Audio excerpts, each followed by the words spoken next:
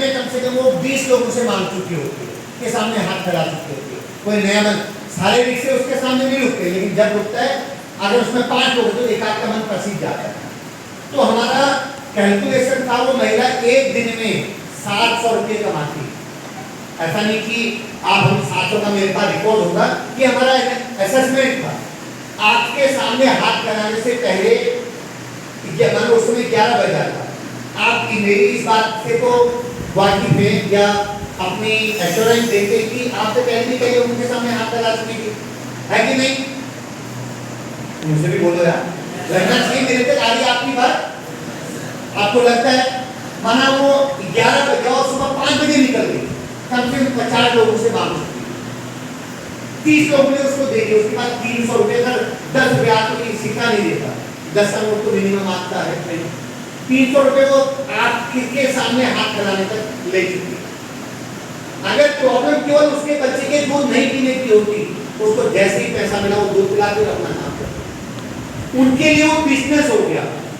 उनको मालूम है लोगों के दिमाग में कीड़ा है मानवता का या नासमझी का। मैं मदद नहीं करूँ नहीं कह रहा हूँ, मैं ये सिखाने नहीं आ रहा हूँ क्या मुफ्ती ऑफिस से ये नहीं कहने क्या मदद न करिए। आपकी मदद रेलिवेंट पर्सन तक जाए, जो उसका हकदार है, और आपकी मदद का फर्क देखना चाहिए। आपने 10 रुपए दिए, अब उसको मालूम यार ये लड़कों से मांगने में तो वो तुरंत दे देते हैं। उन्होंने अपने बिजनेस का एक नया तरीका अपना लिया। ऐसा करते कॉलेज के बाद जाते, वैलेंटाइन डे के दिन जाते, हम उस समय जाते किस समय लड़का लड़की दोस्त के तौर पर घूमने जाते, उस समय दे देते। आपने एक और टेक्निक सिखा दी कि भीख मांगने में ये चीज अपनाई जाए तो और बेहतर हमको रिजल्ट मिलेगा। हमने उस महिला को मजबूर किया कि तू कर रही है, तेरा बच्चा भी यही काम करेगा, क्योंकि बड़ा अच्छा धंधा है कि नहीं? हमने सिखाया ना उसको। अगर वो केवल दूध नहीं पीना उसके बच्चे की प्रॉब्लम होती, आपने पैसा दिया, वो दूध खरीदती पिलाते, अपना जो भी काम करना था करती। वो उनके लिए धंधा है। और हमारा सर्वे में 3 साल लगातार इस अभियान से जुड़ा रहा। अभी तो हमारे बिहार इसके नोडल है डिस्ट्रिक्ट में, तो 3 साल में मैंने देखा कि यहाँ कोई गैंग काम नहीं करता। जैसे आपने मूवी में देखा होगा, बच्चों के पैर तोड़ दिए, उसको कहीं चौराहे पे बैठा दिए। यहाँ ऐसा गैंग नहीं है, बड़े शहरों में है, यहाँ नहीं है। लेकिन यहाँ हम एक उभरते हुए परिवार को, उस महिला ने तो भीख मांगना अपनी नियति मान लिया, लेकिन उस बच्चे को भी सिखा रहे हैं। उस बच्चे को भी हमने अगला भिखारी तैयार कर दिया। उसको मालूम है मम्मी ने ऐसे ही पाला, फिर और अगर वो शाम तक 500-600 रुपया कमा लेते, अगर अर्निंग करके उनको उसको यूटिलाइज करना आता, तो मेरे ख्याल से आप सब लोग middle class, lower middle class या तो मिडिल क्लास में है, my self also from middle class. अगर हम 500-700 रुपया अगर पर डे कोई कमा रहा है तो 21,000 रुपये मंथ तो होता है।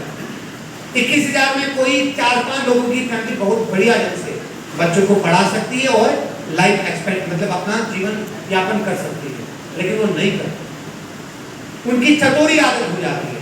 जिस बच्चे ने आपके सामने हाथ फैलाया, उसको आपने 10 रुपए दिए और तुरंत जैसे उसके बाद 50 रुपए होते हैं, वो पेप्सी लेगा जितना एक बार में, मतलब कोई भी सॉफ्ट ड्रिंक लिया पिया, उसके बाद फेंक दिया। चतुरी आदत हो जाती है। मैं ये शब्द ले रहा था, चतुरी आदत। वो उससे बाहर ही नहीं कर पाता, और वो हमारे लेवल में आके सोचता ही नहीं कि हमें कॉमन क्लास का हो। उसको लगा भाई मेरा जन्म ही मांगने के लिए हुआ, क्योंकि हम जैसे लोग, आप जैसे दयावान लोग प्रेरित कर रहे हैं उसको, मोटिवेट कर रहे हैं उसको कि नहीं तुम्हारी जगह यही है। तुमने उसने मांगा और तुमने दिया, मतलब कहा कि ठीक है तेरा धंधा ठीक है, चलाते रहो, करते रहो। अब कितने लोगों को लग रहा वो भीख देना ठीक है, हाथ खड़ा तो अभी भी भाई। और मेरे जो मैंने बताया ये नहीं कि मैं बता रहा हूं तो ये ब्रह्म सत्य है, this is not a universal truth. आपके लॉजिक हो सकते नहीं सर, आप यहाँ पर आप गलत बोल रहे हैं, और मुझे अच्छा लगेगा कुछ नई चीज हम अपनी इस टोटल प्लानिंग में कुछ नया इंक्लूड करेंगे, कुछ और बेहतर ढंग से लोगों के सामने जाएंगे। कितने लोगों को लगता है? आप बताओ कि और हमें उसकी बैकग्राउंड थोड़ा मालूम नहीं है। बैकग्राउंड बताने के लिए ही तो मैं यहाँ पर आया हूँ, हम यहाँ पर आए हैं, हम आपको बता रहे हैं। हम वो भीख दे करके, ठीक है मैं भी तो देता था, मुझे भी जब बाद में बताया, ये सब सर्वे हमने किया, तब पता लगा ये तो बहुत बड़ी प्रॉब्लम क्रिएट कर दी हमने। हम स्कूलों में गए, मतलब स्टाफ बच्चे सन्न रह गए यार, वास्तव में ये प्रॉब्लम तो हमारी बनाई हुई, लेकिन अब हमें जान गए, हम उसके पीछे जाए, हम उसके बैकग्राउंड में जाए, तब हमें और हकीकत पता लगे। एक तो इसका लॉजिक ये था, मैं माँ के पॉइंट छोटा था, आपने कहा इतनी दूर नहीं करेगा, आपने उसको पैसे दे दिए, नहीं आप बैठ सकते थे। उसके बाद बच्चा थोड़ा बड़ा हुआ, लड़खड़ाते हुए आपसे मांग लिया, आपकी पैंट खींची, आपने दे दिया। बच्चा थोड़ा और बड़ा हुआ, अभी भी मांग रहा है, क्योंकि उसने और कुछ सीखा ही नहीं है मांगना। और आप समझदार लोग हैं, आप समझदार, आपके मम्मी पापा समझदार, बच्चा थोड़ा और बड़ा होता है, आपकी उम्र में आता है, फिर आप उसको टोकते हैं, अरे इतना हट्टा करता है, भीख मांगता है, शर्म नहीं आती, कहते हैं ना सर। कितने लोग कहते हैं सर? भैया कितने लोगों का मन करता है ऐसा कहने का? हाथ खड़ा करो, अगर जो मैं बात कह रहा हूँ ऐसा कहने का मन कितने लोगों का करता? लगभग सभी का करता। हमको अचानक याद आता, भाई तू तो इतना बड़ा हो गया, भीख मांग रहा भी। जिस बच्चे ने हमेशा भीख मांगी है, उसने 1 साल 2 साल 10 साल तक वो भीख मांगता रहा, वो थोड़ा बड़ा हो गया, आपने एक दिन उसको बोला कि अब तो तू बड़ा हो गया, कमा के नहीं खा सकता है, आपकी बात उसको अच्छी लगेगी और वो कमाना शुरू कर देगा। होगा ऐसा? भाई आपने बोला, आप तो समझदार व्यक्ति हो, आपने उसको बताया कि अब आपको तेरे कमाने की उम्र है, या तू काम कर सकता है, भीख क्यों मांग रहा है, आपने बोला और करना शुरू करेगा? क्या करेगा? अगर मांगने पर नहीं मिला तो वो छीने, क्या करेगा? छीनेगा, वो चोरी करेगा, वो झपट्टा मारेगा। मारेगा कि नहीं मारेगा? मैं कहीं सुनी बात नहीं कर रहा हूं, मतलब आपको लगना चाहिए कि वास्तव में। और अगेन जैसे नाजिम ने बोला, आप मुझे बोल सकते कि सर यहाँ पर आपका ये वाला थोड़ा हमको ढीला पड़ रहा है, तो हम उसमें रिएक्शन जो भी हमको लगता है वो छीनेगा। हम अपराधियों की एक जमात भी तैयार कर रहे हैं, हम तैयार कर रहे हैं, क्योंकि ये आपकी नहीं, मेरी नहीं, हम सबकी टेंडेंसी है। एक समय पर हम लगता है नहीं भाई तुम तो ठीक हो यार, तुम क्यों कमा रहे हो, फिर वो दूसरी टेक्निक, क्योंकि उसमें पढ़ा नहीं है, उसको काम करना नहीं आता, अभी तक उसको इजीली हाथ फैला मिल गया, अब फैला करके नहीं मिल रहा, पेट तो उसको भी भरना है ना, तो फिर वो कोई और चीज़ करेगा, और चीज़ उसको कुछ आती नहीं है, छीनेगा, दौड़ेगा, क्योंकि वो सारी गलियों से आती है। आप बड़े शहरों में देखेंगे, वो जिनके साथ ये झपट्टा मारी का, चेन स्नेचिंग का या कुछ और स्नेचिंग का केस होता है, उनसे हम जब पुलिस रिस्पॉन्स करती है तो वो कहते हैं अब भी यही था साहब, उसके बाद पता नहीं कहाँ चला गया, क्योंकि वो वहीं रहा, उसको सारी टोपोग्राफी मालूम है, कौन गली कहाँ जाती है, कहाँ छुपने का सरल रास्ता है। मैं बेसिकली इन केवल 2 एग्जाम्पल आपके सामने रखता हूँ, बाकी चूंकि हमारी टीम ने भी आपसे बातचीत करनी है, तो मैं केवल ये करूँ कि भीख दे करके हम जो अपने आप को पुण्य का भागी मानते हैं, हमको लगता है हमने बहुत बड़ी मदद किसी की कर दी है, हमको लगता है कि इससे बढ़िया काम कुछ नहीं है, हमारे पाप खत्म हो गए, हमारा ये खत्म हो गया, वो सब कहने सुनने की बात है। मैं 150 बच्चों के सामने इस बात को लाउडली इसलिए बोल रहा हूँ कि 150 टाइम हमारी बात 150 लोकेशन में जा रही है, 150 कस्बों तक जा रही है, और हजारों लोगों तक,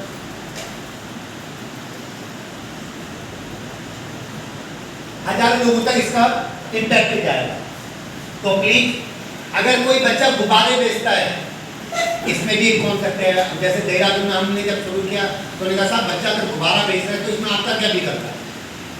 वो स्कूल नहीं जा रहा है, वो गुब्बारे बेच रहा है, तो आज जब कमा करके जाएगा, अगर किसी पड़ोस में, किसी स्लम एरिया में, किसी झोपड़पट्टी वाले इलाके में एक बच्चे के बाप ने माँ ने कहा जा ले गुब्बारे ले, 5 रुपए का ले, 15 20 25 जैसे मिल जाए। आप कभी देहरादून राजपुर रोड में जाके देखिए, हमारी जो इनमें से 1-2 लोग हमारे साथ रहे थे, तो इनको मान में इनका चेहरा देखते ही भागते थे वो बच्चे, अदरवाइज वो बेचना, उनको इतना टेक्निक मालूम है कि कैसे किससे डील करना। उनको लगा कि न्यू कपल लड़का लड़की टाइप के दोस्त जा रहे हैं, अरे मतलब वो कुछ, अब मैं यहाँ कह रहा ठीक नहीं समझ रहा हूँ, वो इस ढंग की लाइन बोलेगा कि लड़की को लगेगा यार अगर गुब्बारा नहीं खरीदा तो आगे इंसल्ट होगी, जिंदगी बेकार हो जाएगी, 50 मांग रहे 50 दो, 100 मांग रहे तो 100 दो। उनको टेक्निक मालूम, वो मतलब चालाकी आ जाती। वो बच्चा जब एक दिन कमा करके जाता अपने इलाके में शाम को, अगले बच्चे जो और थे उनको भी लगा यार ये तो अच्छा काम है भाई, हमने उस बच्चे का गुब्बारा नहीं खरीदा क्यों, हमने जो और बच्चे स्कूल जाने की तैयारी कर रहे थे उनको भी इस तरह पुल किया, खींचा, हम एक फैक्टर तैयार कर दिया हमने हमने एक बच्चे का गुब्बारा खरीदा तो उसके अगल बगल जितने लोग रह रहे हैं उनको ये सिखा दिया कि गुब्बारे बेचने का कहाँ चाहिए, स्कूल कहाँ चल रहे, क्या करना है, स्कूल से पता नहीं कब पढ़ाई होगी, कब स्कूल से हम कभी नौकरी के लायक होंगे। और कई माँ बाप, बेवकूफ़ माँ बाप, लापरवाह माँ बाप हैं जो कर रहे हैं ऐसा काम। बाप साहब को शराब पीता है, माँ बेचारी कुछ और काम कर रही है, बस बच्चों के उसमें चल रहे हैं। और ये देहरादून में भगवान करे कभी आपको वहाँ जा करके कुछ अपना सेटअप करने का मौका मिले तब आप वहाँ देखिएगा, बहुत कॉमन है, बहुत कॉमन। और हमारी टीमें जाती थी। अब इसके लिए अब यह आएगा, आप सब बता रहे हो करना क्या है। मदद तो हमको करनी है, हमको भगवान ने कहा है यार मदद करके स्वर्ग मिलता है, स्वर्ग सबको मिले, उसके रास्ते हम बताने जा रहे थे। ठीक है, मतलब इन बच्चों को अब हमने उनको केवल सड़कों से नहीं बाहर किया, हम उनके माँ बाप को केवल डराया नहीं कि भाई बच्चों को बैलून बेचने या भीख मांगने मत भेजो।